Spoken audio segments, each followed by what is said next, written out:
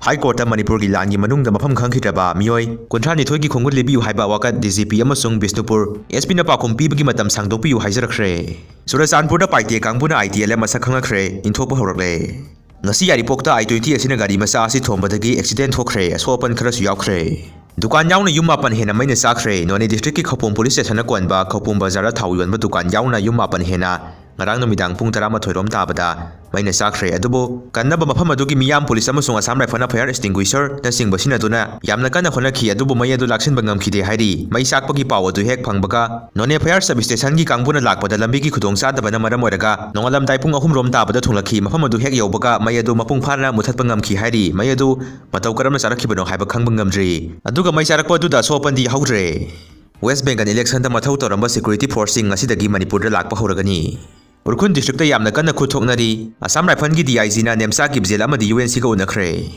Haujik lariba Manipur lengana miyam gi hun khangna thabak tawgadabani Sina kaithen khunda ahing chupa bom amasung nongmai kapsin duna attack tarokre BJP gi aranba propaganda da miyam na thajabiganu okram ibobi Kangpokpi dagi naha ama kanto sabanda ngausanarambadagi police na lawkhatkre Census tawringai da NRC tawnaba gazette notification ama RGI gi maikei dagi thoroknaba cabinet ta athubada CABU luptaramari Urkhunda nauna khuthoknabada mari sokle maran sinari Tangkhul amasung kuki ani gi marakta tholiba irang asi lamgi matangda yanadaba maramna laingana thubada losinba ngamdabani losi dikho Hanagi CM Bidian gi audio tape ki wathokpi yamna mideng sangbinaba kuki gi organization ani na wakathre Bangalore da hospital gi warning khaibada pikliba ngang yauna mioi tare laikhitre Prime Minister Modi na awaba madi nungaitaba phongdokre express ya pidagani lakthokre Nongpok Kaksing gi mafam da leba da Bright Star Union amadi palemga seminariba Nongren Nongpok Kaksing Nongdam Hairok Oksu Ningthemsa khuna sinduna trongnaupi amadi litan gi mihatpu yaringda phongdoktuna tungkoiba solusalama piduna Manipur gi tangdulai taba phibam adu pinaba demand tawduna sit-in protest tawkhi Kokta amusung moirangi marakta baptana daba lairamba sing SP yauna phamingaduna yanaba purakre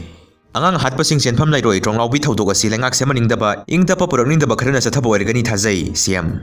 Makata na sumna su phongdokli tronglaubi gi angang ani gi misi wakhan nungai mantabadagi sak phawba saba yakhide siam yumnam khemsal miyam gi khongjang da sotuna lairiba ibung ise ima sing mapanda pudaba yadaba surgery tawdaba yadaba ruba sokpa yauraga suselupa ama phawba lawdana operation lemna tawna ba mateng pangjage aigi site gi aigi angamba mateng pangjagani karisu wakhan nungai taba tawbiganu haina lisipriya kangu jamna phongdokli